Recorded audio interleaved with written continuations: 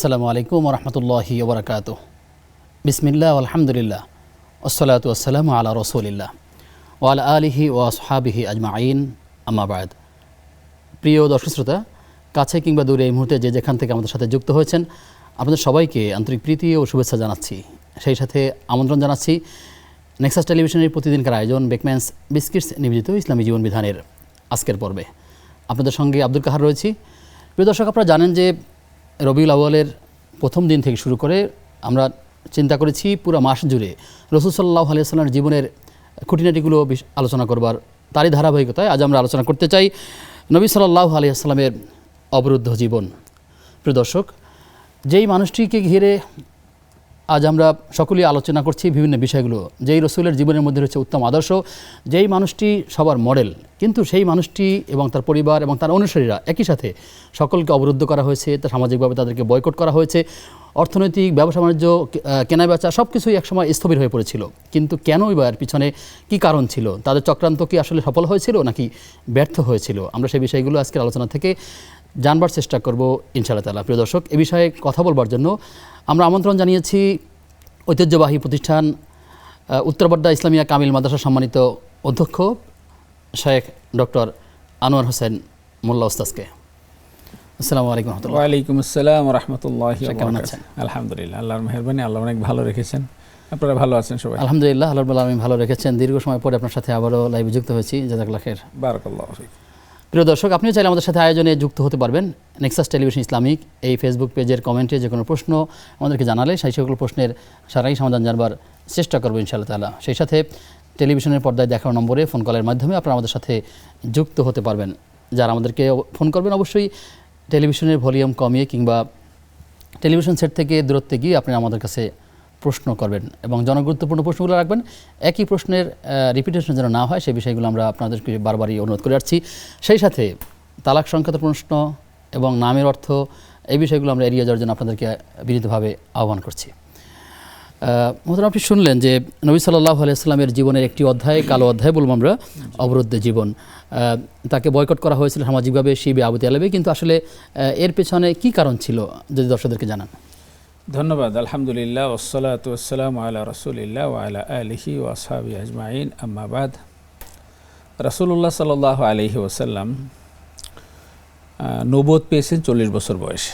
জি। 570 খ্রিস্টাব্দে তার জন্ম, 610 খ্রিস্টাব্দে নবুয়ত পেয়েছেন। নবুয়ত পাওয়ার আগ পর্যন্ত এই মানুষটি তদানীন্তন আরবের সকলের কাছে খুব প্রিয় মানুষ ছিলেন, বিশ্বস্ত মানুষ ছিলেন। তারা তাকে আল আমিন বলে উপাধি দিয়েছিল। যদিও সেই সমাজের লোকগুলো ছিল অধিকাংশই নানারূপ অসামাজিক কর্মকাণ্ডে জড়িত, ওই যুগটাকে সকল ঐতিহাসিক আইএমএ জাহিলিয়াত বলে অভিহিত করেছেন। এটা অন্ধকার যুগ, বর্বরতার যুগ, মূর্খতার যুগ, হিংস্রতার যুগ।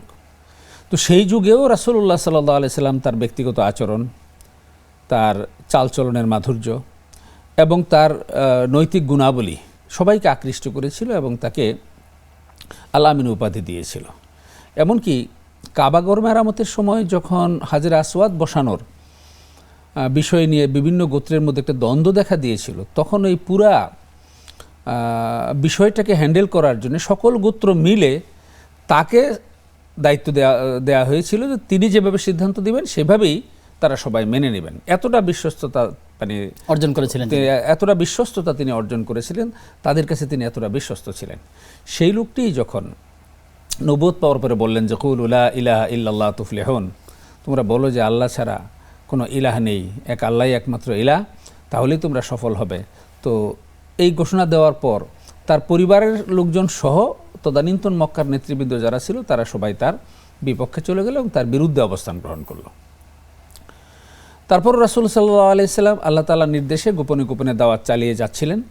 কিছু কিছু লোক ইসলাম গ্রহণ করছিল, আর কাফের মুশরিকগণ, তদানীন্তন কাফের লিডার যারা ছিল, বিশেষ করে আবু জাহাল, আবু লাহাব, উতবা, শাইবা, আবু সুফিয়ান, এরকম খুব ডার্ক সাইটে সেই সময়কার কুরাইশ নেতা যারা ছিল তারা নানাভাবে তাকে চাপ প্রয়োগ করেছিল, নানা প্রলোভন দেখিয়েছিল এই দাওয়াতি মিশন থেকে তাকে নিবৃত রাখার জন্য, কিন্তু তিনি দাওয়াতি মিশন থেকে বিরত হননি। আস্তে আস্তে মানুষ ইসলাম গ্রহণ করা শুরু করলো। তারা যখন দেখলো যে তাকে কোনোভাবেই নিবৃত করা যাচ্ছে না, ইতিমধ্যে 7 বছর পার হয়ে গেছে। তখন তারা একটা কঠিন সিদ্ধান্ত নিল, এবং সেই সিদ্ধান্ত হলো রাসূল মুহাম্মদ সাল্লাল্লাহু আলাইহি সাল্লামের যে বংশ, তার 2টা ধারা ছিল, একটা ছিল বনু হাশিম, একটা ছিল বনু মুত্তালিব। এই 2 বংশের তারা বংশীয় কারণে তাকে শেল্টার দিয়ে গিয়েছিলেন, তাদের নেতৃত্বে ছিলেন তার চাচা আবু তালেব। তাদেরকে তারা বয়কট করার সিদ্ধান্ত নিল। এই 2 গোত্র বাদ দিয়ে বাকি গোত্রগুলো বসে একটা ঐকমত্যে পৌঁছেছে এবং একটা চুক্তিনামা স্বাক্ষর করেছে যে এই 2 গোত্রের লোকের সাথে কোনো যোগাযোগ রাখা যাবে না, তাদের কাছে কোনো পণ্য বেচাকেনা করা যাবে না, তাদের সাথে কোনো আত্মীয়তার বন্ধনে আবদ্ধ হওয়া যাবে না, কোনো খাদ্য সামগ্রী সরবরাহ করা যাবে না। মানে টোটাল মানে বয়কট যেটাকে বলে, একেবারে সামগ্রিক বয়কটের মধ্যে তাদেরকে ফেলে দেওয়ার জন্য একটা চুক্তিনামা স্বাক্ষর করে কাবার দেয়ালে সেটা ঝুলিয়ে দিল। তখন বন্ধ হয়ে গেল, বাইরের কোনো লোক তাদের কাছে, এমনকি অন্য বাইরেরও, মক্কার বাইরের থেকেও যদি কেউ কোনো পণ্য বেচাকেনা করতে আসে, তাহলে এই শিয়াবে আবু তালেবে যে 2 গোত্রকে মানে আটক করে রাখা হলো, অবরুদ্ধ করে রাখা হলো, তাদের কাছে পৌঁছাতে পারবে না। তো সেই চুক্তিনামা তারা কাবার দেয়ালে স্বাক্ষর করে মানে কাবার দেয়ালে ঝুলিয়ে রেখেছিল। তো এই কষ্টকর অবস্থায় তাদের হাতে যতটুকু মজুদ খাবার দাবার ছিল এটুকু তো খেয়ে শেষ করে ফেলেছেন, পরে আর খাবার নেই, খাবারের অভাবে শুকিয়ে তারা কাঠ হয়ে গেল। এমনও রেওয়ায়েত এসেছে যে তারা গাছের পাতা খেয়েছেন এবং শুকনো চামড়া পর্যন্ত চিবিয়ে খেয়েছেন। মায়ের বুকে দুধ ছিল না, বাচ্চাদের কান্নাগুলো অনেক দূর থেকে শোনা যেত, বাচ্চারা ক্ষুধার যন্ত্রণায় তারা যে মানে বাচ্চারা যে কাঁদতো, সেই কান্নাগুলো অনেক দূর থেকে শোনা যেত। আপনি যেটা শেষে যেটা জিজ্ঞেস করেছেন যে এটার পরিণতি কি হয়েছিল, হ্যাঁ, আসলে সব জায়গায় খারাপ মানুষের ভিতরেও কিছু ভালো মানুষ থাকে। তাদের মধ্যে 2-1 জন, কুরাইশদের মধ্যে 2-1 জন মহানুভব ব্যক্তি ছিলেন যারা ইসলাম গ্রহণ করেননি ঠিকই, কিন্তু এই অমানবিক কাজটা তাদের কাছে পছন্দ হয়নি। এর মধ্যে শীর্ষে ছিলেন হিশাম ইবনে আমর নামে এক যুবক। উনি গোপনে গোপনে এই গ্রুপের কাছে, অবরুদ্ধ রাসূল সাল্লাল্লাহু আলাইহি ওয়াসাল্লাম তার অনুসারীদের কাছে গোপনে গোপনে খাদ্য সামগ্রী পৌঁছে দিতেন। তো 3 বছর যখন হয়ে গেল, নবুয়তের 7ম বছরে অবরোধ শুরু হয়েছে, নবুয়তের 10ম বছর এসে গেছে, 3 বছর যখন পার হয়ে গেল, এই অবস্থায় তো বেশি দিন একটা মানে গ্রুপকে রাখা যায় না। তখন এই হিশাম ইবনে আমরি আরও কয়েকজন যুবকের সাথে তিনি যোগাযোগ করলেন। তাদের মধ্যে ইতিহাসে উল্লেখযোগ্য হলো আরও 4 জন, জুহাইর ইবনে আবি উমাইয়া, আবুল বখতারি ইবনে হিশাম, মুতিম ইবনে আদি, জামা ইবনে আল আসওয়াদ। এই 5 জন তদানীন্তন আরবের মানে যে সমস্ত বিভিন্ন গোত্রের লিডার ছিল তাদের সাথে তারা দুতিয়ালি করেছে, যোগাযোগ করেছে, যেটা খুব অমানবিক। তার আদর্শ তোমরা গ্রহণ না করো, কিন্তু এইভাবে এটা করতে দেওয়া যায় না। এখন আমরা এটার বিরুদ্ধে বিদ্রোহ ঘোষণা করলাম। আরও কিছু যুবককে ডেকে সাথে নিয়ে তারা কাবাগরের ভিতরে ঢুকলো, ঢুকে ওই যে ইয়াটা ছিল, চুক্তিনামাটা ছিল, সেই চুক্তিনামাটা মুতিম ইবনে আদি ছিঁড়ে ফেলার জন্য ধরলেন। ধরে দেখেন যে ওই যে চুক্তিনামার যে শর্তগুলো যেখানে লেখা, এই অংশগুলো পোকায় খেয়ে ফেলেছে বলে এরকম একটা রেওয়ায়ত এসেছে। তো তারা সেই চুক্তিনামা ছিঁড়ে ফেলে বলেন, আজকে থেকে আমরা তাদের সাথে আসি, তাদেরকে অবরুদ্ধ অবস্থা থেকে মুক্ত করতে হবে এবং তাদের স্বাভাবিক জীবনে ফিরিয়ে দিতে হবে। তো তাদের এই অনড় অবস্থান দেখে তদানীন্তন মক্কার যে সমস্ত কুরাইশ নেতৃবৃন্দ ছিল তারা বুঝলো যে এই যুবকরা যেহেতু এ ব্যাপারে উদ্যোগ গ্রহণ করেছে, তাদের সাথে অন্য যুবকরাও হয়তো যোগ দিতে পারে, তখন বিষয়টা তাদের নিয়ন্ত্রণের বাইরে চলে যাবে, তখন তারা অবরোধ তুলে নিতে বাধ্য হয়েছিল। আপনার কাছে আসবো, দর্শক আছেন। জি জি, প্রিয় দর্শক, কি আছেন আমাদের সাথে? হ্যাঁ বলছি, এই যে বললাম যে আমার 2টা প্রশ্ন আছে। আমি জি, আপনার প্রশ্নগুলো যদি বলেন একটু। হ্যাঁ, আমার প্রশ্ন হচ্ছে এই যে ওই বাথরুমে কি ওযু করা যাবে, আর ওযুর পরে কি কি দোয়া পড়া যায়? আচ্ছা, আর কি প্রশ্ন আছে আপনার 2টা? ওকে, ঠিক আছে। আমাদের সাথে আর কে আছেন দর্শক? জি, আসসালামু আলাইকুম। ওয়ালাইকুম আসসালাম। হুজুর, আমি ঢাকা ধানমন্ডি থেকে বলছি। জি ভাই, কেমন আছেন? হুজুর, আমি বলছিলাম যে যে অনেকে নামাজ পড়ে না, অনেকে নামাজ পড়ে না, আবার অনেকে নামাজ পড়ে, নামাজ পড়ার পরও ঘুষ খায়, দুর্নীতি করে। আমার প্রশ্ন, আল্লাহর নবী ওই সমস্ত লোকদের জন্য সুপারিশ করবেন না করবেন না, এটাই। আচ্ছা, ঠিক আছে প্রিয় ভাই, আপনি থাকুন আমাদের সাথে। আমাদের সাথে আর কে আছেন দর্শক? ওয়ালাইকুম আসসালাম রহমতুল্লাহ। হুজুর, আমার নাম আব্দুল মান্নান। আমার 2টা প্রশ্ন আছে হুজুর। জি মান্নান ভাই, বলেন। আমরা যখন নামাজে দাঁড়াই, যায় নামাজের দোয়া করি, নিয়ত জাহাত 2টা। তারপরে নিয়ত করি তাকবীরে তাহরিমা বাদি সানা পড়ি, তারপরে নামাজ শেষ করি। পরবর্তী আবার নিয়ত করি কি এভাবে আমি নামাজ যতবার নিয়ত বাঁধবো ততবার আগে কি জানাজা পড়তে হবে, বারবার জানাজা দোয়া পড়তে হবে, না প্রথমে শুরু কোনো একটা নামাজের প্রথম শুরু করলে চলবে? না আলাদা আলাদা যতবার নিয়ত বাঁধবো ততবার নিয়ত বাঁধার আগে জানাজা দোয়াটা করবো এবং সানা পড়বো তাকবীরে তাহরিমার পরে। জি ঠিক আছে। আর দ্বিতীয় প্রশ্ন হচ্ছে হুজুর, জামাতে 4 রাকাত বিশিষ্ট নামাজের মধ্যে ইমাম সাহেব প্রথম 2 রাকাত শেষ করে ফেলতেন, দ্বিতীয় 2 রাকাতের মধ্যে যাই আমি নামাজ পাইছি। এখন দেখা গেছে হুজুরের নামাজের শেষ বৈঠকে তাসাউদের পরে আমি দুরূদ ইব্রাহিমের কিছু অংশ ধরেন পাঠ করে ফেলছি বা অর্ধেক পাঠ করে ফেলছি। এখন হুজুর তো সালাম ফিরে হুজুরের নামাজ শেষ করছে, আমি তো দাঁড়াইয়া পরের 2 রাকাত নামাজ শেষ করবো। আমার শেষ বৈঠকে কি আমি এখন শেষে দিব না শেষে পরে আমি নামাজ শেষ করে বলবো এই জিনিসটা? জি, আমাদের সাথে ইতিমধ্যে আরও একজন দর্শক যুক্ত হয়েছেন। দর্শক কে আছেন? আসসালামু আলাইকুম। ওয়ালাইকুম আসসালাম রহমতুল্লাহ। রাজশাহী থেকে বলছি। জি প্রিয় ভাই। জি, আমার প্রশ্নটা হলো যে বাংলাদেশের বিচার ব্যবস্থা বা আইনের সাথে কাজ করা বা যুক্ত থাকা এটা কি ইসলামিক সাংঘর্ষিক? আচ্ছা ঠিক আছে, আপনি থাকুন আমাদের সাথে, আমরা বিষয়গুলো জানবার চেষ্টা করছি ইনশাআল্লাহ তাআলা। শেখ আপনার কাছে আসছি, আমাদেরকে যে বোন প্রশ্ন করলেন প্রথমে যে ওয়াশরুমে এখানে অজুর দোয়া বা এরপরে যে ওযু করা যাবে কিনা, ওযুর দোয়া পড়বে কিনা, এই ব্যাপারে বর্তমানে যে বাথরুমগুলো আমরা ইউজ করি সাধারণত অ্যাটাচড বাথরুম যেগুলো বলি, যেখানে সংযুক্ত বাথরুম মানে সংযুক্ত যেগুলো, সেখানে প্যান থাকে বা কমোড থাকে, সেখানে বেসিন থাকে, হাত ধোয়ার ব্যবস্থা থাকে, গোসলের জন্য ব্যবস্থা থাকে। তো এই যে বাথরুমগুলো, এই বাথরুমগুলোতে গোসল করা যাবে, এই বাথরুমগুলোতে ওযু করা যাবে, কোনো সমস্যা নেই। আগের পুরানো ফিকার কিতাবগুলোতে বলা হয়েছিল যে যেখানে মানে হাম্মাম বলা হয়েছে যেটা আর কি, বাইতুল খালা, বাইতুল খালা বলা হয়েছে, বাইতুল খালাতে ওযু করতে নিষেধ করেন। তখনকার বাইতুল খালা ছিল তুই যেটা টয়লেটের কার্যক্রম না, ওই যে তখনকার বাইতুল খালা ছিল নিচে একটা গর্ত থাকতো, উপরে বাঁশ বা কাঠের কিছু দিয়ে এটার উপরেই মলত্যাগ করতো, ওইটা সিটে উপরে ওঠার সম্ভাবনা থাকতো, এই জন্য ওইখানে পানি ঢেলে ওযু করতে নিষেধ করা হয়েছিল। তো বর্তমান যে মানে বাথরুমগুলো বানানো হয়েছে, এই বাথরুমগুলো কিন্তু পাইপ দিয়ে, সাইফেন দিয়ে, পাইপ দিয়ে মলগুলো কিন্তু অনেক দূরে সরিয়ে দেওয়া হচ্ছে, সুতরাং এখান থেকে মলমূত্র গায়ে লাগার কোনো সম্ভাবনা নেই। যদি এরকম পরিষ্কার পরিচ্ছন্ন বাথরুম থাকে তাহলে সেটাতে তিনি ওযুও করতে পারবেন, গোসলও করতে পারবেন, এতে কোনো অসুবিধা নেই। তবে যদি সেই বাথরুম অপরিচ্ছন্ন থাকে, নোংরা থাকে, বাথরুমে ময়লা থাকে, তো সেটা যিনি ব্যবহার করবেন তিনি বুঝবেন সেটার অবস্থা। ওরকম নোংরা ময়লাযুক্ত যদি মলমূত্র মানে ছড়িয়ে আছে ওরকম বাথরুম যদি থাকে, শুধু বাথরুম না, সেটা যে কোনো জায়গায় তাহলে সেটা করা যাবে না, কিন্তু পরিষ্কার পরিচ্ছন্ন বাথরুমে ওযু করা যাবে। ওযু করার পরে সাধারণত মাসনুন হলো মানে কালেমে শাহাদা পড়া আর কি, যদি সম্ভব হয়। এটা ফরজ ওয়াজিব নয়, যদি কেউ নাও পড়ে তাতেও তার গুনাহ হবে না, পড়লে ভালো। জি, আপনার কাছে আসবো বিরতির পর ইনশাআল্লাহ। ইনশাআল্লাহ। প্রিয় দর্শক, আপনারা দেখছেন বেকম্যানস বিস্কিটস নিবেদিত ইসলামী জীবন বিধান। সময় হয়েছে একটা বিরতির, ফিরছি কিছুক্ষণ পর, সাথে থাকুন।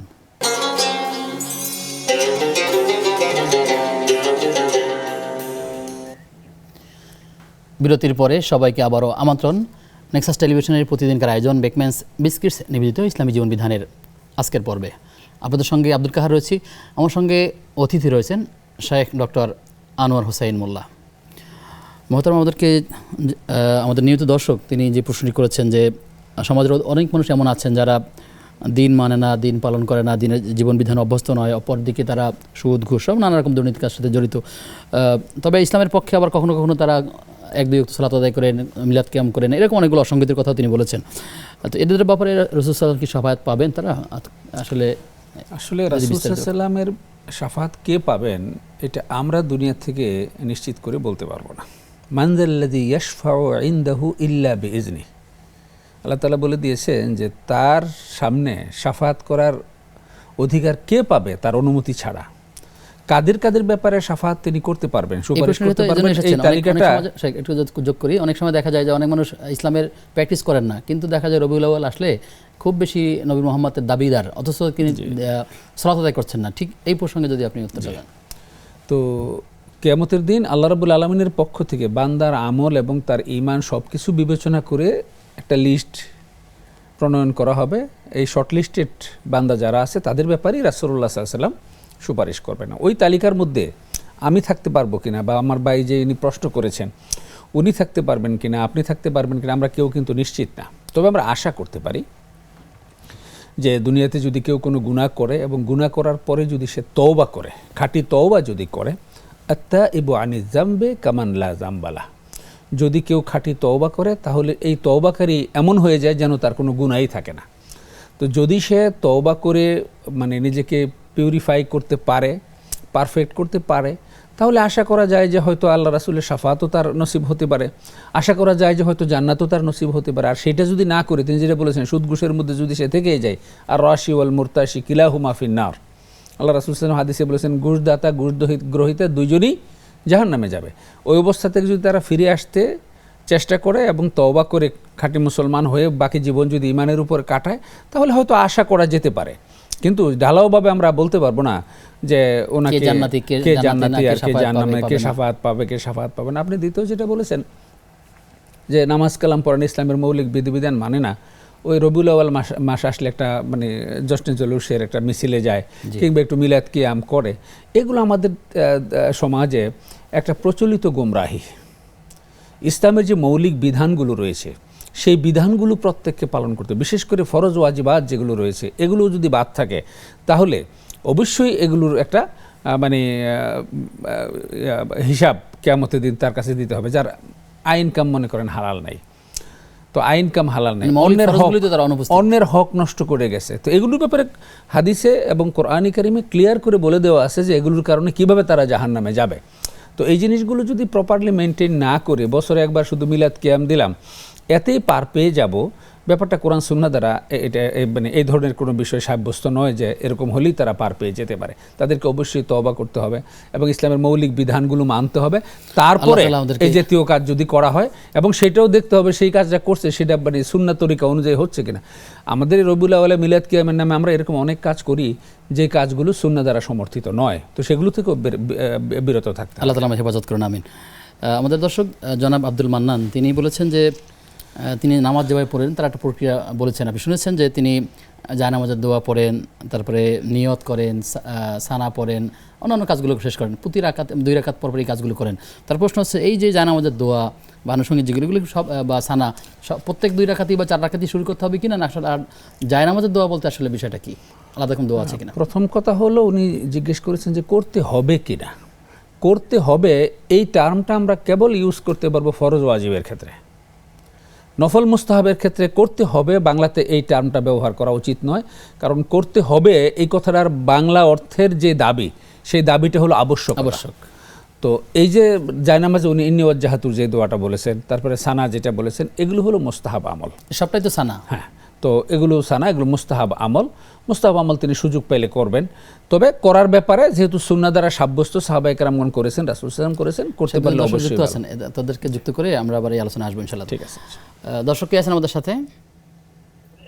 আসসালামু আলাইকুম। ওয়ালাইকুম আসসালাম ওয়া রাহমাতুল্লাহ। আমার 2টি প্রশ্ন। জি।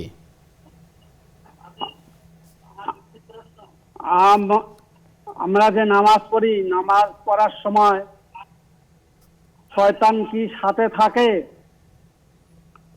আচ্ছা, শয়তানের অবস্থান কিভাবে হয়? জি। আর একটা প্রশ্ন হলো,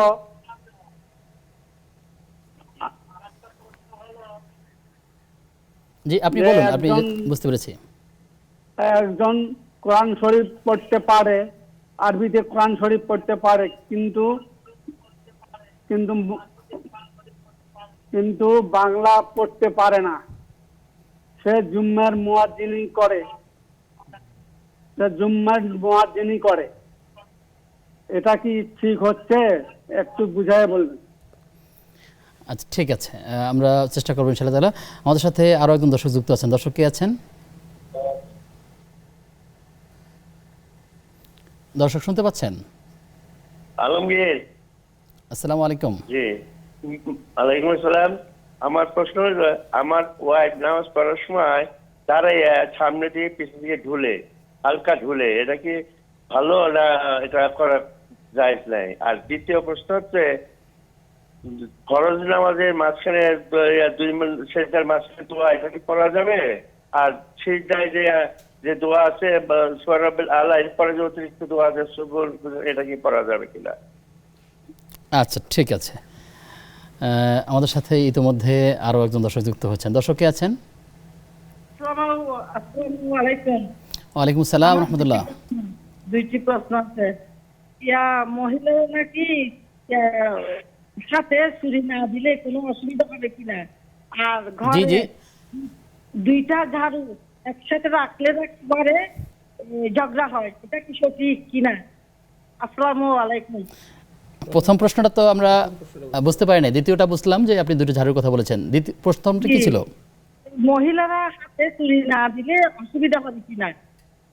কি না দিলে আমরা চুরি চুরি ও হাতে চুরি গহনা। জি জি, হাতে চুরি না দিলে কোনো ক্ষতি হবে কিনা? আচ্ছা, ঠিক আছে, আপনি থাকুন আমাদের সাথে, আমরা সবার প্রশ্নগুলো নিব ধারাবাহিকভাবে ইনশাআল্লাহ।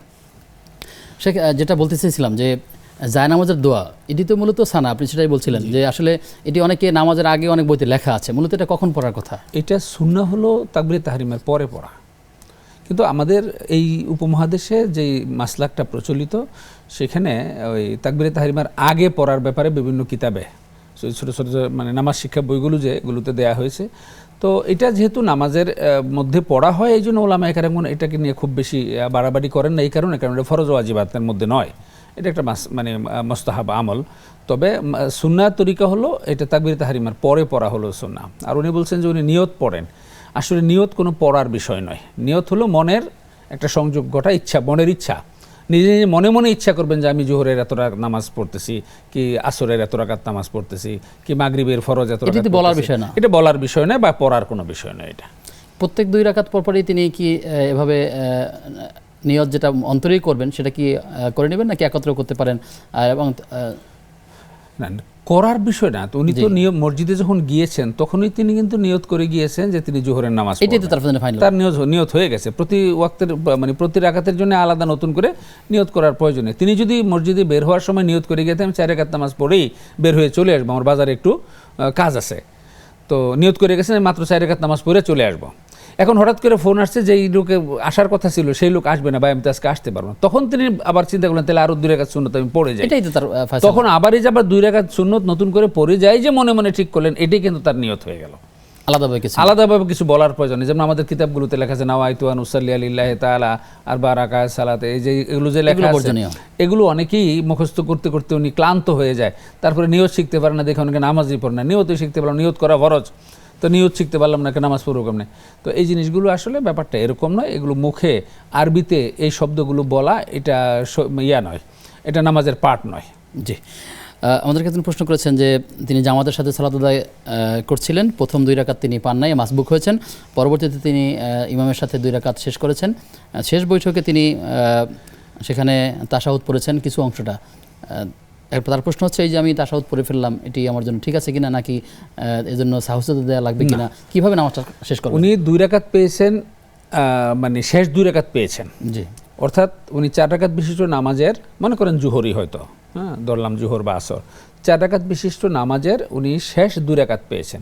শেষ 2 রাকাত পেয়েছেন অর্থ হলো যে মানে শুধু সূরা ফাতিহা যুক্ত 2 রাকাত নামাজ তিনি পড়েছেন। জি, তাহলে 4 রাকাত বিশিষ্ট নামাজের প্রথম 2 রাকাতে কিন্তু সূরা ফাতিহার সাথে অন্য সূরা মিলাতে হবে, তো সূরা মিলানোর মানে যেই 2টা রাকাত ছিল সেই 2টা রাকাত তিনি মিস করেছেন।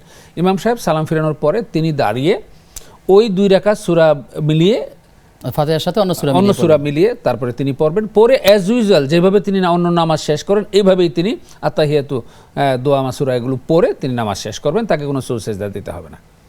জি, শুকরিয়া। আমাদেরকে একজন প্রশ্ন করেছেন যে বাংলাদেশের যে বিচার ব্যবস্থা যেভাবে চলে এটি আসলে শরীয়তের সাথে সাংঘর্ষিক কিনা, হলে আসলে প্রতিকারের উপায়টা কি, করণীয় কি আমাদের? আমরা ঠিক সাংঘর্ষিক বলবো না, বলবো যে শরিয়া সম্মত নয়। এর মধ্যে অনেকগুলো আছে যেগুলো ইসলামী শরিয়ার সাথে যায়, এরকম মানে আমাদের এরকম অনেক বিধান রয়েছে যেমন যেগুলো ইসলামী শরিয়ার সাথে আংশিক যায়, কোনোটা আছে পুরাপুরি যায়, তবে পুরা ইসলামী শরিয়ার সাথে পুরাপুরি সামঞ্জস্যপূর্ণ নয়। তবে যেহেতু আমি এই রাষ্ট্রের নাগরিকত্ব গ্রহণ করেছি এই কমিটমেন্ট দিয়ে, এই অঙ্গীকার করে যে রাষ্ট্রের সকল নিয়মকানুন আইন শৃঙ্খলা আমি মেনে চলব, সুতরাং এই রাষ্ট্রের আইন এবং বিচার ব্যবস্থা মানতে আমি বাধ্য। যদি আমি মনে করি যে এটা সম্পূর্ণ শরিয়া সম্মত নয়, যদি কোরআন সুন্নাহর পরিপন্থী হয়ে থাকে পরিপন্থী যদি সেক্ষেত্রে কিছু মানে হয়, এটা আমি যদি না মানি, আমি এই বিচার মানব না, এই কথা বলা যাবে না। বিচার আমাদেরকে মানতেই হবে। তবে এই বিচার ব্যবস্থা নয়, শুধু বিচার ব্যবস্থা, প্রশাসনিক ব্যবস্থা, অর্থ ব্যবস্থা, সামাজিক ব্যবস্থা, রাজনৈতিক ব্যবস্থা, এই সব কিছুই শরিয়া সম্মত করার ব্যাপারে আমাদের ইসলাম মানে যারা মানতে চাই, ইমানের দাবিও তো বটে, ইসলাম যারা মানতে চায় তাদের ইমানের দাবি হলো এটা যে এই জিনিসগুলোকে ইসলামাইজ করার ব্যাপারে চেষ্টা অব্যাহত রাখতে হবে। যতক্ষণ পর্যন্ত ইসলামাইজ না হবে ততক্ষণ পর্যন্ত এই বিচার ব্যবস্থা, এই প্রশাসনিক ব্যবস্থা, এটা শুধু মন্দের ভালো না বলেও এটা আমাদের কিন্তু মানে নাগরিক হিসেবে এটা আমাদের ম্যান্ডেটরি আমাদের উপরে। এই শর্তেই আমি নাগরিকত্ব গ্রহণ করেছি। যদি আমি মানতে নারাজ হই তাহলে আমাকে নাগরিকত্ব ছেড়ে দিয়ে যেখানে ইসলামের মানে 100% ইসলাম আছে ওরকম কোনো জায়গায় চলে যেতে হবে। আমি একজন রাষ্ট্রের নাগরিক হলে রাষ্ট্রের সমস্ত নিয়মকানুন মানতে আমি ইয়াভাবে মানে সাংবিধানিকভাবে আমি বাধ্য। তবে পরিপন্থী হলে তো চেষ্টা করতে হবে কিভাবে যেগুলো শরিয়া পরিপন্থী সেটার ব্যাপারে সবাই মিলে চেষ্টা করতে হবে যেন সেটা শরিয়ার অনুকূলে করা যায়। আল্লাহ তাআলা আমাদের সেই চেষ্টা অব্যাহত আছে, অনেকেই করছেন, আমরাও করব। আমাদের যে ভাই প্রশ্ন করেছেন তাকেও অনুরোধ করব আপনিও সেই প্রত্যেক জায়গা থেকে সেই চেষ্টাটা থাকতে হবে, আল্লাহ সেই প্রক্রিয়ায় শামিল হন, আমরা সবাই মিলে শামিল হই। হতে পারে এক সময় হয়তো পুরো ব্যবস্থাটা ইসলামাইজ হয়ে যেতে পারে। আমিন আমিন। আপনার কাছে আসবো বিরতির পর ইনশাআল্লাহ। প্রিয় দর্শক, আপনারা দেখছেন বেকম্যানস বিস্কিটস নিবেদিত ইসলামী জীবন বিধান। সময় হয়েছে আবার একটা বিরতির, ফিরছি কিছুক্ষণ পর, সাথে থাকুন।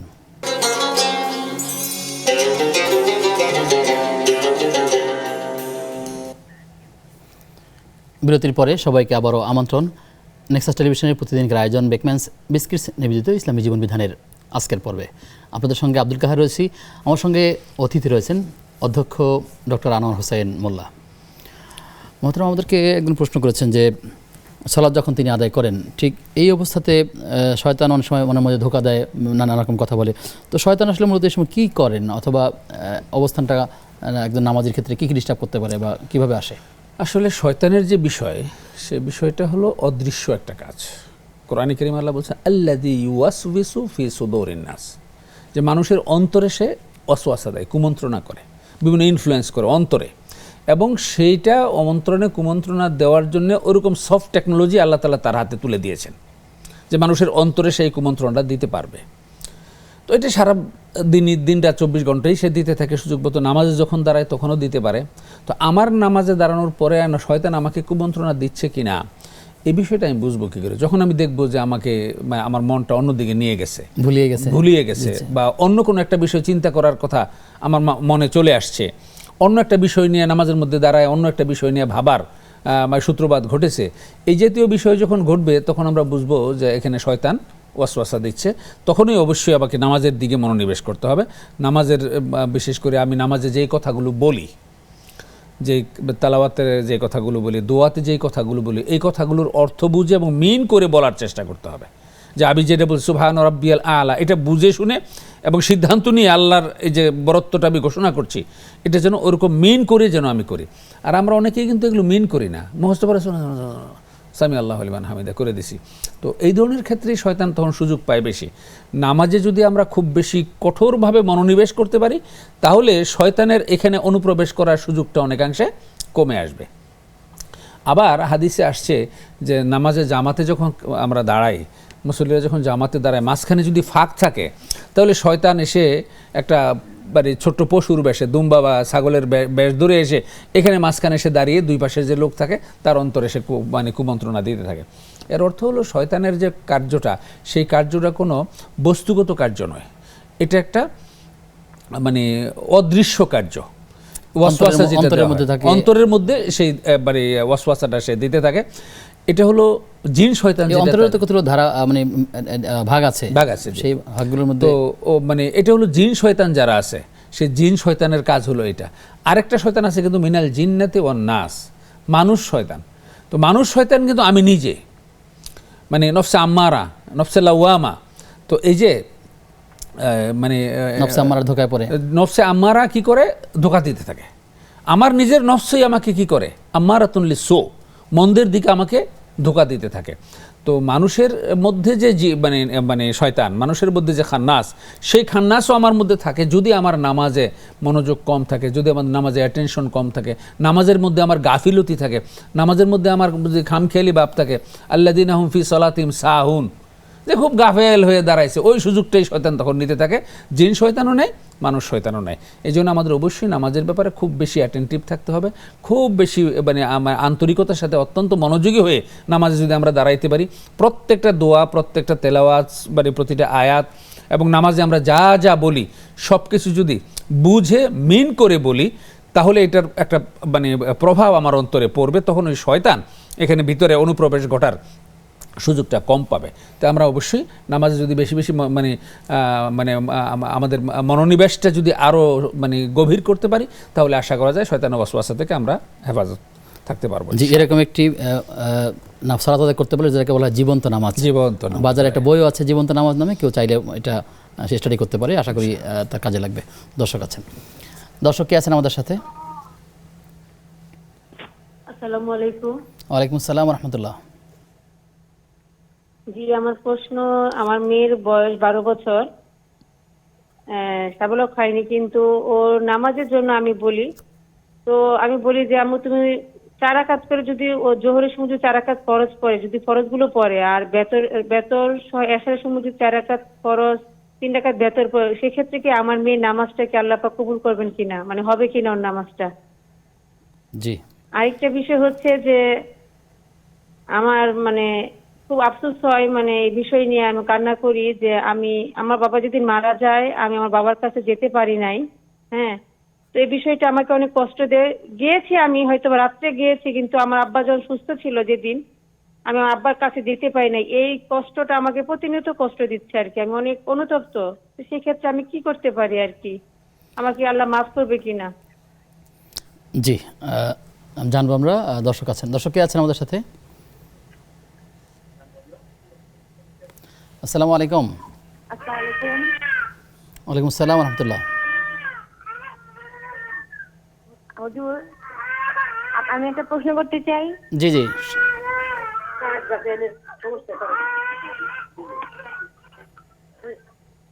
এই যে আমার প্রশ্ন হচ্ছে, আমি একটা কারণ, মানে আমি ঘরে কোনো অসুবিধার কারণে মানে পশ্চিম দিকে কি পাও কি শুইতে পারবো নাকি, মানে ঘরে কোনো সমস্যা, এই জন্য আর কি, আমাদের ফ্যান খাড়ের সমস্যা, তো তাই আমি এই জন্য পশ্চিম দিকে পাও দিয়ে কি শোয়া যাবে নাকি এটা কি গুনাহ হবে? জি, আমাদের সাথে আর কে আছেন? ওয়ালাইকুম আসসালাম ওয়া রাহমাতুল্লাহ। হ্যাঁ, আমি জানতে চাচ্ছি ভাই, শুনেন, এই যে বেদাত কত প্রকার ও কি কি, এটা জানতে চাচ্ছি আর কি। আচ্ছা, ঠিক আছে প্রিয় ভাই, আপনি থাকুন আমাদের সাথে, আমরা সবার প্রশ্নগুলো জানবো ইনশাআল্লাহ তাআলা। শেখ, আমাদের সাথে যে প্রশ্ন আছে, আমাদের এক ভাই বললেন যে একজন ব্যক্তি কোরআনুল কারীম তিলাওয়াত করতে পারেন, কিন্তু বাংলা পড়তে পারেন না ও অর্থ পড়তে পারেন না, এমনটাই তিনি বোঝাতে চেয়েছেন। তিনি মসজিদের মুয়াজ্জিনের দায়িত্ব পালন করছেন। তার প্রশ্ন হচ্ছে যে বাংলা পড়তে পারেন না, এতে করে তার কোনো সমস্যা আছে কিনা, যিনি যে দায়িত্ব পালন করেন এতে কোনো ঘাটতি হয় কিনা? জি, বিষয়টা হলো মুয়াজ্জিন হিসেবে মুয়াজ্জিনের যে কাজগুলো আছে সেই কাজগুলো উনি সঠিকভাবে আদায় করতে পারেন কিনা, ওই ক্যাপাসিটিটা তার আছে কিনা। অর্থাৎ তাকে আজান দিতে হবে, আজানটা শুদ্ধভাবে তিনি দিতে পারেন কিনা, তাকে ইকামত দিতে হবে, ইকামতটা শুদ্ধভাবে দিতে পারছেন কিনা, ইমাম সাহেব কোথাও ভুল করলে লোকমা দিতে পারেন কিনা। বোঝা যাচ্ছে যে গ্রামের মসজিদ হবে, গ্রামের মসজিদ না হলে তো এরকম মুয়াজ্জিন রাখার কথা না।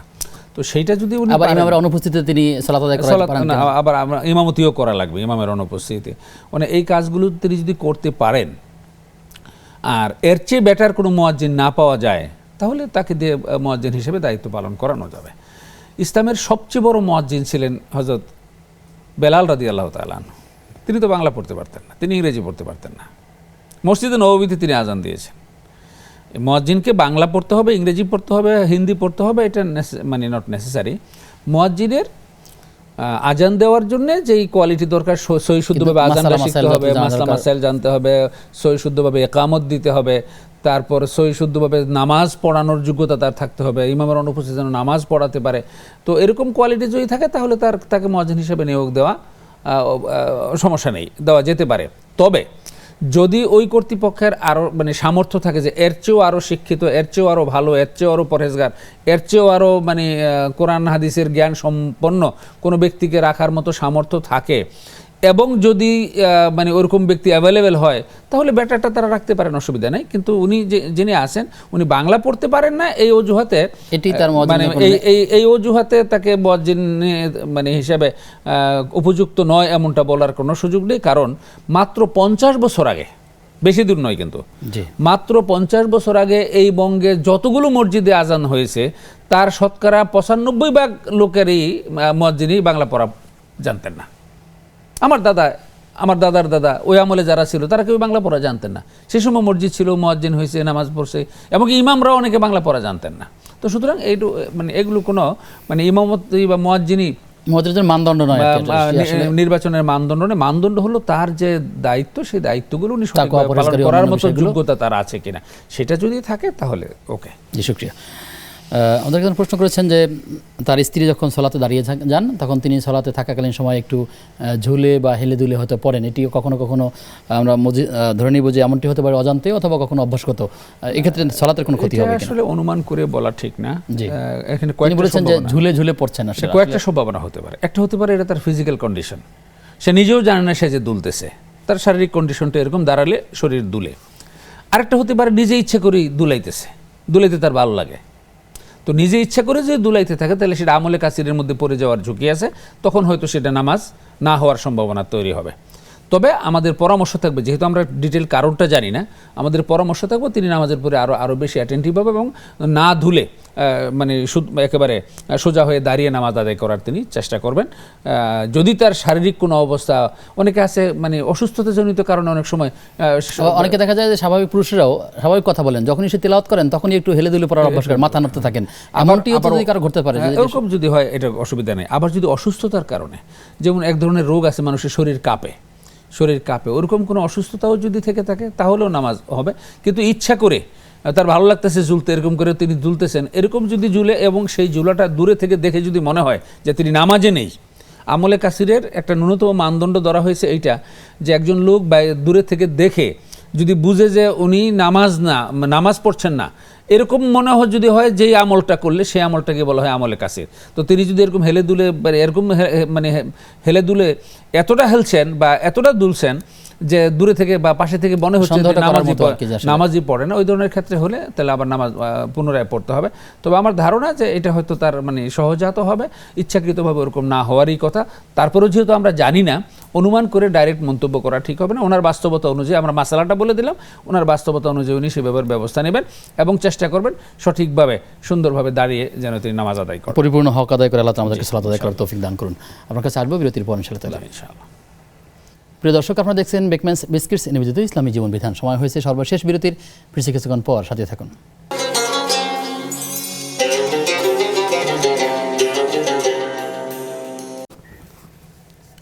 বিরতির পরে সবাইকে আবারও আমন্ত্রণ নেক্সাস টেলিভিশনের প্রতিদিনকার আয়োজন বেকম্যানস বিস্কিটস নিবেদিত ইসলামী জীবন বিধানের আজকের পর্বে। আপনাদের সঙ্গে আব্দুল কাহার রয়েছি, আমার সঙ্গে অতিথি রয়েছেন অধ্যক্ষ ডক্টর আনোয়ার হোসাইন মোল্লা। মোহতারাম, আমাদেরকে এক বোন প্রশ্ন করেছেন, তিনি শুনেছেন যে বাসায় যে ঝাড়ুগুলো দিয়ে ফ্লোর ঝাড়ু দেওয়া হয়ে থাকে, এটা যদি দুইটা একত্র করে রাখা হয় তাহলে কোনো অমঙ্গল হয় বা এরকম কোনো একটা কথা, তিনি ঝগড়াঝাটি হয় এরকম কিছু শুনেছেন। আসলে এটা কুসংস্কারের মধ্যে পড়ে, যদি আপনি ব্যাখ্যা করেন। না, এইটা ইসলামী শরিয়াতে এরকম কোনো বিধান কোরআন সুন্নাহর মধ্যে নেই। এটা হয়তো ওনার এলাকায় একটা কুসংস্কার থাকতে পারে আর কি, যে হয়তো আগে থেকে চলে আসছে এরকম একটা কুসংস্কার থাকতে পারে। কিন্তু ইসলামী শরিয়ায় দুই ঝাড়ু একসাথে থাকলে বাড়ির লোকের ঝগড়াঝাটি হয়, কোরআন সুন্নাহ দ্বারা বা ইসলামী শরিয়ার কোনো বিধান দ্বারা এমনটা প্রমাণিত হয় নাই। জি, আর ঝগড়াঝাটি যদি হয়ে থাকে সেখানে না হয় যাতে সেই ব্যবস্থায় আসলে গ্রহণ করবেন। ঝগড়া করা কিন্তু ইমানদারের কাজ না, মুনাফিকের কাজ হলো ঝগড়াঝাটি করা, এবং ঝগড়াঝাটির মধ্যে খুব অশ্লীল কথাবার্তা বলা, এটা হলো মুনাফিকের আলামত। আল্লাহ তাআলা হেফাজত করুন। ইমানদার অবশ্যই চেষ্টা করবে ঝগড়াঝাটি যত কম হয় তত, এবং তাদের মধ্যে মহব্বত যত বাড়ানো যায়, যত মানে আত্মীয় স্বজন, পাড়া প্রতিবেশী, আপনজন, পরিচিত জনদের মধ্যে যত মহব্বত বেশি বাড়ানো যায়, ইসলাম এই ব্যাপারে উৎসাহিত করেছে। ঝগড়াঝাটিকে অবশ্যই কোনোভাবেই উৎসাহিত করেন। আল্লাহ তাআলা সহজ করুন। তারা একটা প্রশ্ন ছিল যে বোনেরা বা নারীরা যে হাতে গহনা হিসাবে চুড়ি পরে থাকেন, এই চুড়ি পরিধান না করলে কি কোনো অসুবিধা আছে? চুড়ি পরিধান করাতে কোনো বাধা নেই, কিন্তু পড়তে হবে ইসলামী শরিয়াতে এরকম বাধ্যবাধকতাও নেই। যদি কোনো মহিলা না পড়েন তাহলে তার কোনো গুনাহ হবে না। যদি ইচ্ছা করেন পড়তেও পারেন, যদি সৌন্দর্যের জন্য হোক বা অন্য কোনো কারণে যদি কেউ পড়তে চান পড়তে পারেন। শুকরিয়া। আমাদের এক বোন বলেছেন যে তার 12 বছরের একজন মেয়ে আছে, কিন্তু নিয়মিত সালাত আদায় করছেন না, তিনি তাগিদ করছেন, অনেক সময় অবহেলা করছেন, কখনো কখনো তিনি শুধুমাত্র ফরজ পড়ছেন, সুন্নাত পড়ছেন না। এতে কি তার কোনো গুনাহ হবে, অথবা তিনি যে ফরজ পড়ছেন এতে সালাত আদায় হিসেবে গণ্য হবে কিনা? প্রথম কথা হলো, নামাজের মূল পাঠ হলো ফরজটুকুই। ফরজটার জন্য অবশ্যই জবাবদিহি করতে হবে খুব কঠিনভাবে।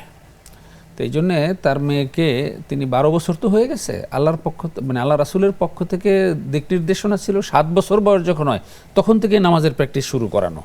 হয়তো বিলম্ব হয়ে গিয়েছে, যার কারণে এখন সে পড়তেছে না।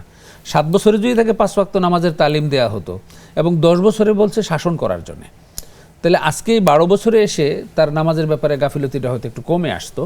তো তারপরেও তাকে মোটিভেশন চালিয়ে মায়েদের আসলে আরো একটু কঠোর হওয়া দরকার, বা আরো থেকে আর একটু মোটিভেশন ভালোভাবে চালানো, যাতে সে নামাজ পড়ে। তবে ফরজ যদি নামাজ আদায় করে তাহলে তার মূল নামাজটা আদায় হয়ে গেছে, কিন্তু ফরজটার মধ্যে শুধু সীমাবদ্ধ থাকলে একসময় ফরজটাও ছুটে যায়। এই জন্য নামাজের আগে এবং পরে সুন্নত এবং নফল দিয়ে নামাজটাকে আরো সমৃদ্ধ করা হয়েছে। আমরা আশা করব ফরজ যে নামাজগুলো আছে সেই নামাজগুলো তো পড়বেই, পাশাপাশি ফরজের পাশাপাশি সুন্নত নফল যেগুলো আছে সেগুলো যতটুকু সম্ভব পড়ার চেষ্টা করব। ছেড়ে দিতে পারেন, কিন্তু আসলে কন্টিনিউ ছেড়ে দেওয়াটা কখনোই উচিত হবে না। ওগুলো যেন আস্তে আস্তে মানে চর্চা করে, এই অভ্যাসটাও তার গড়ে তুলতে হবে ইনশাআল্লাহ। প্রিয় দর্শক, কে আছেন আমাদের সাথে? হ্যাঁ, আসসালামু আলাইকুম। ওয়ালাইকুম আসসালাম ওয়া রাহমাতুল্লাহ। আমার প্রশ্নটা কেমন এখানে যাবে আমি জানি না, আসলে আমার খুব জানার কৌতূহল। আমি একটা সমস্যায় ভুগতেছি, এই জন্য আপনাদের কাছে আমি জানতে চাচ্ছি। আচ্ছা, কোন ব্যক্তি যদি কাঁচা মাংস খায় তাহলে কি ওনার কি জিনের সমস্যা থাকে? আর এটার জন্য কি করণীয়, এটা একটা সমাধান একটু যদি হুজুরের মাধ্যমে পাই তাহলে আমি উপকৃত হব, এই আমার প্রশ্ন। জি বোন, আপনি থাকুন আমাদের সাথে, আমরা জানার চেষ্টা করছি ইনশাআল্লাহ। শেখ, আমাদেরকে এক বোন বলেছেন যে তার বাবা যখন জীবিত ছিলেন তিনি তার বাবার কাছে ঠিক হাজির থাকতে পারেন নাই, কিন্তু তার মারা যাওয়ার পরে তিনি হাজির হয়েছেন এবং অনেক কষ্ট পেয়েছেন। কিন্তু তার যে সেবা করা বা তার পাশাপাশি খুব বেশি সময় থাকা মেয়ে হিসাবে যাতে দরকার ছিল তিনি হয়তো পারেননি বলে তিনি আফসোস করেছেন। এখন বাবার জন্য কী করণীয় তার, এবং তার কোনো গুনাহ হয়েছে কিনা? যে আমরা বোনের যে অনুভূতি, তার যে আবেগ, এটাকে আমরা শ্রদ্ধা জানাই, সম্মান জানাই, যে তিনি বাবার জন্য করতে পারেন না বিদায় তার একটা আক্ষেপ রয়েছে। কিন্তু আমাদের যে সমাজ বাস্তবতা, সেই বাস্তবতায় মেয়েদের বিয়ে হয়ে যাওয়ার পরে যখন আলাদা সংসার হয়ে যায়, বিশেষ করে একটু দূরে যারা থাকে, বাবা থাকেন এক শহরে, মেয়ে থাকে আরেক শহরে দূরে, অথবা অন্য দূরে কোনো গ্রামে থাকে, যে ইচ্ছা করলেও যখন তখন বাবার কাছে যাওয়ার মতো সুযোগ অনেক সময় অনেক মেয়েদের হয় না, হয়ে ওঠে না। তো ওরকম বাস্তবতার কারণে যদি বাবার কাছে তিনি যেতে না পারেন বা তিনি হয়তো বাবাকে সেভাবে সেবা দিতে না পেরে থাকেন, তাহলে এটা মনোকষ্ট নেওয়ার কোনো কারণ নেই, কারণ তার পক্ষে এটা সম্ভব ছিল না। লা ইউকাল্লিফুল্লাহু নাফসান ইল্লা উসআহা। আল্লাহ সামর্থ্যের বাইরে, সামর্থ্যের অতিরিক্ত কোনো বোঝা কারো উপর আল্লাহ চাপিয়ে দেন না। কিন্তু যদি যাওয়ার মতো সুযোগ ছিল, বাবার সেবা করার মতো যথেষ্ট সুযোগ ছিল, তারপরেও তিনি বাবার সেবা করেন নাই বা বাবার কাছে যান নাই, অথবা অন্য কোনো কারণে বাবার কোনো একটা আচরণে হয়তো তিনি সংক্ষুব্ধ হয়ে তিনি বাবাকে বয়কট করেছেন, বর্জন করেছেন, এরকম যদি হয়ে থাকে তাহলে এটা অবশ্যই কষ্টের কারণ। মানে বাবার জন্যে সন্তান হিসেবে এই কাজটুকু করা উচিত নয়। যদি বাবার ব্যাপারে কোনো মানে ক্ষোভ থাকে, কোনো বিষয়ে তিনি সংক্ষুব্ধ হন, সেটাও বাবাকে জানানো যে আমি কিন্তু এই জিনিসটা আমার পছন্দ হচ্ছে না, বাবা যেন সুন্দরভাবে সমাধান করে। তারপরেও এইগুলো হয় সাধারণত দেখা যায় বিশেষ করে সহায় সম্পত্তি, জমি জমাতে বাইয়ের নামে জমি লিখে দিছে, বোন মানে মন খারাপ করে 5 বছর বাপের বাড়ি যায় না, মানে এই জাতীয় হতে পারে, মানে এই জাতীয় ঠুনকো বিভিন্ন কারণে হয়। তো এই জিনিসগুলো আলোচনা সাপেক্ষে এগুলো সমাধান করে নেওয়া, এবং যদি স্বাভাবিক অবস্থায় হয়ে থাকে তাহলে বাবা মার কাছে যাওয়া, সেবা যত্ন করা, এটাই কর্তব্য। আর যদি তার কোনো যৌক্তিক কারণে তিনি না করে থাকেন, করতে না পেরে থাকেন, তাহলে আমি মানে আশা করছি আল্লাহ তাআলা তাকে হয়তো এই জন্যে গুনাহগার সাব্যস্ত করবেন না। তবে এখন যে তার অনুতপ্ত হওয়ার যে একটা অবস্থা এসেছে, এই অনুতপ্ত অবস্থাটা নিশ্চয়ই আল্লাহ যদি তাকে কবুল করেন। এখন তিনি জানতেছেন করণীয় কি। ইযা মাতাল ইনসানু ইনকাতা আনহু আমালুহু ইল্লা মিন সালাস। মানুষ মারা গেলে 3টা কাজ ছাড়া সব বন্ধ হয়ে যায়। 3টা কাজের মধ্যে একটা হলো ওয়ালাদুন সালিহুন ইয়াদউ লা, সৎ সন্তান, যে সন্তান বাবা মায়ের জন্য দোয়া করে। তার এখন প্রধান কাজ হবে বাবা মায়ের জন্য দোয়া করা, আল্লাহ যেন বাবা মার কোনো গুনাহ থাকলে মাফ করে দেন, আর নিজের জন্য ক্ষমা চাওয়া যে আমি বাবার জন্য এই খেদমতটা করতে পারি না, করার সুযোগ ছিল, আল্লাহ তুমি আমাকে এটা মাফ করে দাও। তিনি বাবা মার নামে দান সদকা করবেন, বাবা মার নামে বিভিন্ন খেদমত করবেন, বিভিন্ন মানে আত্মীয় স্বজন ফকির মিসকিনকে খাওয়াবেন, এবং দোয়া করবেন যে এই সওয়াব যেন আল্লাহ তার বাবার আমলনামায় দান করেন। বাবার ভাই, চাচা কিংবা বাবার বন্ধু যারা আছে কিংবা মায়ের বোন যারা আছে, তাদের সাথে সম্পর্ক রক্ষা করা, সিলাতুর রাহিম, এবং যেই যাদের সাথে সম্পর্ক তৈরি হয়েছে বাবার মাধ্যমে তাদের সাথেও সেই সুসম্পর্ক রাখবেন। আশা করা যায় আল্লাহ তাআলা ক্ষমা করবেন ইনশাআল্লাহ। শেখ, আমরা শেষের দিকে চলে এসেছি। আমার বেশ কয়েকটা প্রশ্ন আছে, খুব ছোট করে যে উত্তরটা নেই আপনার থেকে। আমাদের বোন বলেছেন যে ঘরে সাময়িক একটা অসুবিধার কারণে পশ্চিম দিকে পা দিয়ে ঘুমাতে হয়, এটা পারবেন কিনা? যদি ইহানাতুল কাবা উদ্দেশ্য না থাকে, যে কাবাকে অসম্মান করার উদ্দেশ্য যদি না থাকে, হয়তো মানে অ্যারেঞ্জমেন্টটাই এরকম, তাহলে এতে কোনো গুনাহ হবে না। আর যদি উদ্দেশ্য থাকে কাবাকে আমি অসম্মান করার জন্য পা দিচ্ছি ওইদিকে, তাহলে তো ভিন্ন ব্যাপার, কিন্তু তাহলে গুনাহ হবে। নরমালি পশ্চিম দিকে পা দেওয়াটাই অপরাধ মনে করে আর কি লোকেরা। যদি কোনো মানে কাবাকে অসম্মান করার উদ্দেশ্য যদি না থাকে, তাহলে এটা গুনাহর কারণ হবে না। জি, শুকরিয়া। প্রশ্ন করেছেন যে বিদআত কত প্রকার? এটা অনেক লম্বা আলোচনা। প্রথম কথা হলো হাদিসে এসেছে কুল্লু বিদআত জিনিসটা কি? আপনি খুব সংক্ষেপে। বিদআত হলো শরীয়তে নতুন কিছুর অনুপ্রবেশ ঘটানো, যেটা কোরআন সুন্নাতে নেই, যেটা রাসূল সাল্লাল্লাহু আলাইহি ওয়াসাল্লাম থেকে পাওয়া যায় না, সাহাবীদের আমলে পাওয়া যায় না, এরকম নতুন কিছু দিনের মধ্যে ঢুকিয়ে দেওয়া, এটার নাম হলো বেদাত। হাদিসে এসেছে কুল্লু বেদাতিন দলালা, প্রত্যেকটা বেদাতই হলো গোমরাহি, ওয়া কুল্লু দলালাতিন ফিন্নার, প্রত্যেক গোমরাহ এইবারে এরকম গোমরাহি জাহান্নামে যাবে। তারপরে ওলামায়ে কেরামগণ দুইটা আঙ্গিকে এটাকে বিশ্লেষণ করেছেন। একটা আঙ্গিকে বলেছেন, আমরা লম্বা আলোচনা যেতে পারবো না, আমার ভাইকে বলবো যে আসলে অনলাইন থেকে তিনি অথবা পরবর্তী কোনো একটা সেশন থেকে জেনে নেবেন। মৌলিক কথাগুলো চলে এসেছে। অনলাইনে প্রশ্ন করেছেন মাহফুজা মোস্তফা, তিনি বলেছেন যে মক্কা মদিনায় ওমরা শেষে কোন ইবাদত বেশি বেশি করা জরুরি? মক্কা মদিনায় ওখানে গিয়ে তিনি তালবিয়াতে যে ওয়াদাটা আল্লাহর কাছে করেছেন, এটা উনি মজবুতভাবে ধরে রাখবেন, যে তিনি বলেছেন যে আমি তোমাকেই একমাত্র রব হিসেবে মানি, আর তোমার সাথে অন্য কাউকে শরীক করি না। এই কনসেপ্টটার উপর ভিত্তি করে তিনি আসবেন, ঈমানটাকে মজবুত এখানে তো আসবেন, ঠিক আছে, কিন্তু ওখানে থাকাকালীন সময় তিনি করবেন বেশি বেশি সালাত পড়বেন নাকি তাওয়াফ করবেন নাকি তিলাওয়াত করবেন, এই বিষয়টি ওখানের কথা বলেছেন না ফিরে এসে বলেছেন? না, ওখানে ওমরা শেষে ওখানে মানে কোন ইবাদত বেশি সময়টুকু থাকবেন, উনি যতটুকু পারেন, মানে তাওয়াফের একটা সওয়াব আছে, আর তাওয়াফ নিসফুল উমরা বলা হয়েছে, যদি তাওয়াফ করার সুযোগ পাওয়া যায় তিনি তাওয়াফ করবেন, তো সারাদিন তাওয়াফ করতে তো ক্লান্ত হয়ে যাবেন, বাকি অংশ তিনি নফল নামাজ পড়বেন, কোরআন তেলাওয়াত করবেন, জিকির আজকার করবেন, আল্লাহর কাছে দোয়া করবেন, এইভাবে সময় কাটাবেন। অনেকে কিন্তু মোবাইল টিপে সময় নষ্ট করছেন, অনেকে মার্কেটিংয়ে ঘুরে ঘুরে সময় নষ্ট করছেন। তো ওই যে উমরাতে গিয়ে এই সুবর্ণ সুযোগটা, প্রয়োজন হলে মার্কেটে যাবেন, প্রয়োজন হলে মোবাইলে সালাত এবং তিলাওয়াতের তো ভিন্ন সুযোগ সব জায়গায় পাওয়া যাবে, কিন্তু তাওয়াফ আর ওখানে এক রাকাত সালাতের তো অনেক মর্যাদা, অনেক মর্যাদা। তো সুতরাং সেখানে যতটুকু পরে নফল সালাত আদায় করবেন, কোরআন তেলাওয়াত করবেন, জিকির আজকার তাসবিহ তাহলিল ইত্যাদি করে সময় কাটাবেন ইনশাআল্লাহ। প্রশ্ন করেছেন সৈয়দ মিম আইডি থেকে, তিনি বলেছেন যে 3 কুল পরে শরীর ফুঁক দেওয়ার যে সুন্নাত, এটি যদি কেউ ভুলে যায় তাহলে যখন মনে পড়বে তখনই কি এভাবে 3 কুল পরে ফু দেওয়া যাবে? প্রথম কথা হলো আমাদের এই যে শরীয়তের মাসলাগুলোর গ্রেডেশনটা আমরা বুঝতেছি না, অনেক সময় বুঝি না। ফরজ, ওয়াজিব, সুন্নত, মুস্তাহাব এই বিষয়গুলোর গ্রেডেশনটা বুঝি না। 3 কুল পরে দেওয়া এটা কোনো বাধ্যতামূলক কোনো আমল নয়, এটা একটা মুস্তাহাব আমল অথবা একটা ফজিলতপূর্ণ আমল, যদি কেউ করে তার জন্য ভালো। কিন্তু কোনো কারণে মিস হয়ে গেলে এটা নামাজ কাজা হওয়ার মতো আবার তাকে কাজা করতে হবে কি? যেহেতু নফল, তার ইচ্ছা মতো তিনি করতে পারেন, তিনি ইচ্ছা করলে পরেও যদি ইচ্ছা করেন তিনি করতে পারেন, নামাজের পরেও যদি ইচ্ছা করেন করতে পারেন, যদি নামাজের পরেও তিনি মনে হয় যে করবেন না তাহলে তার কোনো গুনাহ হবে না। একেবারে সময় নেই, এক কথা উত্তর দিবেন যে কোনো ব্যক্তি যদি কাঁচা গোশত খায় তাহলে তার করণীয় কি, বা এটা আসলে কোনো ক্ষতি আছে কিনা, বা কাঁচা গোশত খাওয়ার ব্যাপারে ইসলামী শরিয়া উৎসাহিত করে, জিনের আসর কিনা, এটা যদি এটা জিনের আসর কিনা বলা যাবে না, ওটা তাকে পরীক্ষা নিরীক্ষা করে বলতে হবে। তবে কাঁচা গোশত খাওয়ার ব্যাপারে ইসলামী শরিয়া উৎসাহিত করেনি। কাঁচা গোশত খাওয়ার মধ্যে অনেক ধরনের মানে শারীরিক ক্ষতির ঝুঁকি আছে, এই জন্য গোশত পাকিয়ে অথবা ওই যে মানে আগে তো পোড়ায় খাওয়ানো হতো আর কি, সেটা করাই হলো সুন্নাত তরিকা। কিন্তু বিশেষ কোনো কারণে জিনের কোনো আসর থাকলে তিনি চিকিৎসার বিশেষ কোনো কারণে যদি এরকম মানে কেউ জিনের আসর বা অন্য কোনো কারণে করে তাহলে তার চিকিৎসার ব্যবস্থা করবেন। আল্লাহ সহজ করে দিন। শেখ, আপনাকে ধন্যবাদ জানাতে থেকে বিদায় নিচ্ছি। জি, ধন্যবাদ আপনাকেও, আমাদের দর্শকবৃন্দকেও ধন্যবাদ। প্রিয় দর্শক, এতক্ষণ আপনারা দেখছিলেন বেকম্যানস বিস্কিটস নিবেদিত ইসলামী জীবন বিধান। যতগুলো বিষয়ে কথা শুনেছি, কথা বলেছি, আল্লাহ তাআলার কাছে দোয়া করে আল্লাহ আমাদেরকে আমল করার তৌফিক দান করুন। আজ এ পর্যন্তই। আগামী অনুষ্ঠান দেখবার আমন্ত্রণ জানিয়ে আজকের মধ্যে বিদায় নিচ্ছি। আল্লাহ তাআলা সবাইকে ভালো রাখুন, সুস্থ রাখুন। আসসালামু আলাইকুম ওয়া রাহমাতুল্লাহি ওয়া বারাকাতুহু।